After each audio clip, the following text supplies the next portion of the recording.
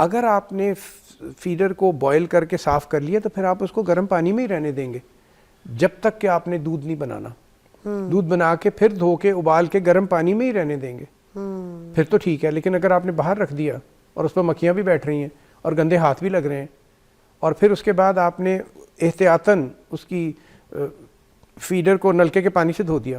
ہمارے یہاں تو صاف پانی نہیں آتا نلکوں میں کیونکہ سب سوائل واٹر ہی گندا ایسے ہی ہمارا کنٹامنیشن ہے. ایسے ہی اس میں ایکولائی آتا ہے. ہمارے لاہور کے 90% پانی میں ایکولائی ہے. اس سے جب آپ نے دھو دیا تو جراثیم تو چلے گئے نا اس کے اندر. تیسری بات اب میں آپ کو بتاؤں ہائیجین کی.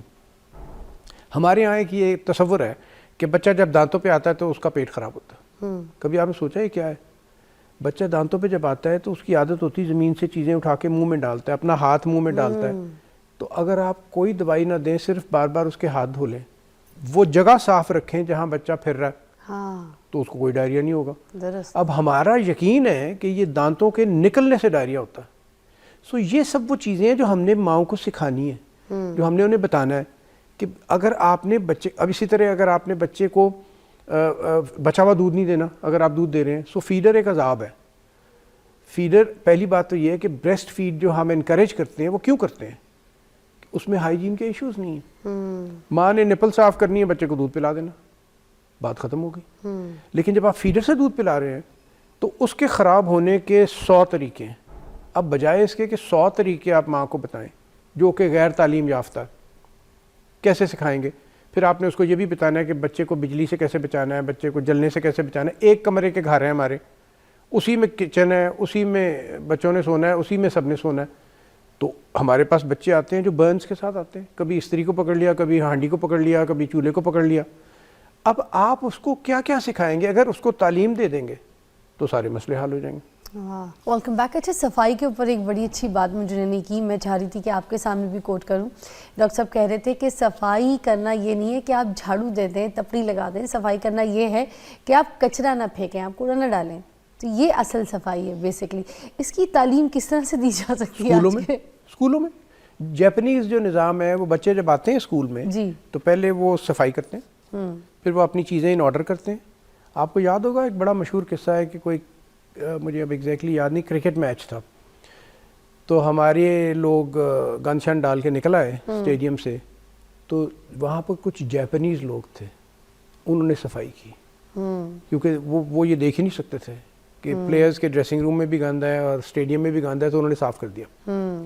سو بات یہ ہے کہ وہ نظام پھر وہی ہے. میں تو بہت اسٹرانگ سپورٹر ہوں ایجوکیشن کا. ہم ایک گندے ماحول میں بچے کو یاد کرا رہے ہوتے ہیں کہ حدیث ہے صفائی نصف ایمان ہے. وہ بچہ رٹا لگا رہا ہوتا ہے صفائی نصف ایمان ہے. مولوی کے کپڑے بھی گندے ہیں, ٹیچر کے کپڑے بھی گندے ہیں, باتھ روم بھی گندا ہے, اس باتھ روم میں کوئی انسان جا نہیں سکتا. لیکن وہ امتحان میں پاس نہیں ہو سکتا جب تک وہ نہ کہے کہ صفائی نصف ایمان ہے. سو تعلیم ہم نے کیا دی کہ کامیابی کے لیے جھوٹ بولنا ضروری ہے. نہ اس کو پتہ ایمان کیا ہے, نہ اس کو پتہ تعلیم یہ پتہ کہ صفائی کیا ہے, نہ اس نے دیکھی. لیکن امتحان میں پاس تب ہوگا جب وہ کہے گا صفائی نصف ایمان ہے. تو ہماری تو تعلیم الٹی ہے, ہم لوگوں کو تعلیم سے بہتر نہیں کر رہے, خراب کر رہے ہیں. اس کو سبق ساری زندگی یاد رہ گیا کہ مجھے کامیاب ہونے کے لیے جھوٹ بولنا. بس پھر کہانی تو ختم ہوئی. سر, یہ ہائیجین کے بھی تو بہت ایشوز اسی وجہ سے بچوں میں. اچھا, مجھے تھوڑا سا اس کے سلوشن کے اوپر بھی بات کرتے ہیں ذرا. میں چاہ رہی تھی کہ جیسے فیڈر کو جب بوائل کیا جاتا ہے, صاف کیا جاتا ہے, تو کیا اس سے واقعی یہ سب چیزیں ٹھیک ہو جاتی ہیں بچوں کو دودھ پلانے کے لیے, فیڈر وغیرہ کے لیے؟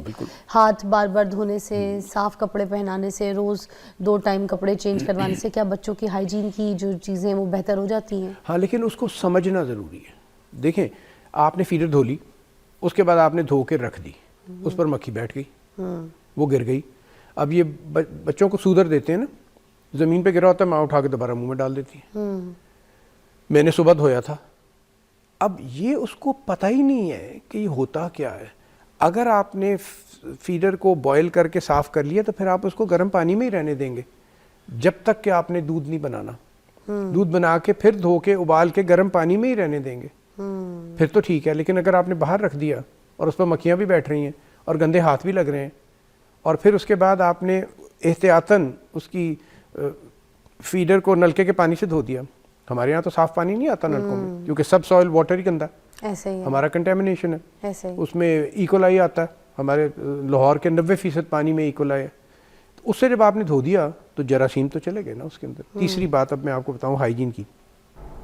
ہمارے یہاں ایک یہ تصور ہے کہ بچہ جب دانتوں پہ آتا ہے تو اس کا پیٹ خراب ہوتا ہے. کبھی آپ نے سوچا یہ کیا ہے؟ بچہ دانتوں پہ جب آتا ہے تو اس کی عادت ہوتی ہے زمین سے چیزیں اٹھا کے منہ میں ڈالتا ہے, اپنا ہاتھ منہ میں ڈالتا ہے. تو اگر آپ کوئی دوائی نہ دیں, صرف بار بار اس کے ہاتھ دھو لیں, وہ جگہ صاف رکھیں جہاں بچہ پھر رہا ہے, تو اس کو کوئی ڈائریا نہیں ہوگا. اب ہمارا یقین ہے کہ یہ دانتوں کے نکلنے سے ڈائریا ہوتا ہے. سو یہ سب وہ چیزیں ہیں جو ہم نے ماؤں کو سکھانی ہے, جو ہم نے انہیں بتانا ہے کہ اگر آپ نے بچے, اب اسی طرح اگر آپ نے بچے کو بچا ہوا دودھ نہیں دینا, اگر آپ دودھ دے رہے ہیں, سو فیڈر ایک عذاب ہے. فیڈر, پہلی بات تو یہ ہے کہ بریسٹ فیڈ جو ہم انکریج کرتے ہیں وہ کیوں کرتے ہیں؟ اس میں ہائیجین کے ایشوز نہیں ہیں. ماں نے نپل صاف کرنی ہے, بچے کو دودھ پلا دینا, بات ختم ہو گئی. لیکن جب آپ فیڈر سے دودھ پلا رہے ہیں تو اس کے خراب ہونے کے 100 طریقے ہیں. اب بجائے اس کے کہ 100 طریقے آپ ماں کو بتائیں جو کہ غیر تعلیم یافتہ, کیسے سکھائیں گے؟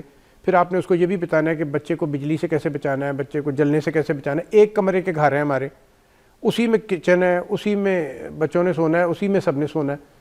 تو ہمارے پاس بچے آتے ہیں جو برنز کے ساتھ آتے ہیں, کبھی استری کو پکڑ لیا, کبھی ہانڈی کو پکڑ لیا, کبھی چولہے کو پکڑ لیا. اب آپ اس کو کیا کیا سکھائیں گے؟ اگر اس کو تعلیم دے دیں گے تو سارے مسئلے حل ہو جائیں گے. سر مینٹل ہیلتھ کے اوپر بھی بات کر لیتے ہیں, بہت امپورٹنٹ ہے بچوں کی, کیونکہ موسٹلی بچوں کو مارنا, لوگوں کے سامنے ذلیل کرنا, ان کو شاؤٹ کرنا, ان کو چیخنا, جوائنٹ فیملی میں بھی رہ رہے ہیں تو دادا دادی کے سامنے ہر وقت ان کو بولنا جاؤ یہاں سے, بچوں میں یہاں تم لوگ کیا شور کر رہے ہو, بڑوں میں کیا کر رہے ہو یہاں پہ, یہ جاؤ جا کے اپنے کمرے میں کھیلو, باہر جا کے کھیلو, یا ہر بات پہ انسلٹ کرنا, یا ان کی کسی چیز کو ان کو اپریشیٹ نہ کرنا. تو یہ جو یہاں سے اگریسو بچہ پیدا کر رہے ہیں ہم, یہاں سے بچپن سے ہی اس کو اگریسو, چڑچڑا, غصہ, نفرت اور پازیٹیوٹی سکھا نہیں رہے, تو پھر یہ بچہ کیا پروان چڑھا رہے ہیں؟ مینٹل ہیلتھ پہ بھی پلیز تھوڑی نظر ثانی کر دیں. میں ہاں ابھی ہم یہ آپ سے, ہاں اب اس کا جواب میں آپ کو یہ دیتا ہوں کہ ہمارے ہاں بچوں کے ساتھ جو سلوک ہے وہ بڑا عجیب ہے, اور اس کی بنیاد یہ ہے کہ میرے والد تم یوں ہی پڑھائے تھے, میری ماں نے تو یوں ہی بچے پالے تھے, اور یہی چیز قرآن کہتا ہے کہ تم وہ کرنا چاہتے ہو جو تمہارے ماں باپ نے کیا تھا. تو اگر مذہب کے لیے اللہ نے کہا کہ یہ غلط ہے تو پھر ہر چیز کے لیے غلط ہے نا. ماں باپ پڑھے لکھے نہیں تھے, ان کے بزرگ پڑھے لکھے نہیں تھے, تو کیا وہ بیہیویئر ویسے ہی چلے گا؟ اب پڑھے لکھے لوگ بھی کہتے ہیں میرا باپ تو بڑا ڈانٹ کے رکھتا تھا, تو میں تو ان کو ڈانٹ کے رکھوں گا, میں ان کو ایسی تعلیم دوں گا. آپ بچے کی پرسنالٹی کو خراب کر رہے ہیں. آپ اگر آپ اب انگلینڈ کی بات کر رہی تھی, اگر آپ وہاں جاتے ہیں تو کیا کہتے ہیں, واٹ اے کیوٹ بیبی, کتنا پیارا. ہماری ماں کیا کہتی ہے, جن آ جائے گا وہ تنو کھا جائے گا. یہ وہ بچے کے اندر آپ جن بھر دیتے ہیں, ساری زندگی پھر اس میں نفرت اور خوف, اور وہ اس جن کی تلاش میں ہی رہتا ہے. وہ ہر کسی ایسی چیز کو جو اسے کچھ سمجھانے کی کوشش کرتا ہے وہ جن ہی سمجھتا ہے. سو بچے کی پرسنالٹی کبھی ڈیولپ نہیں ہوتی. سو وہ ساری عمر وہ جن اس کے ساتھ ہی چلتا.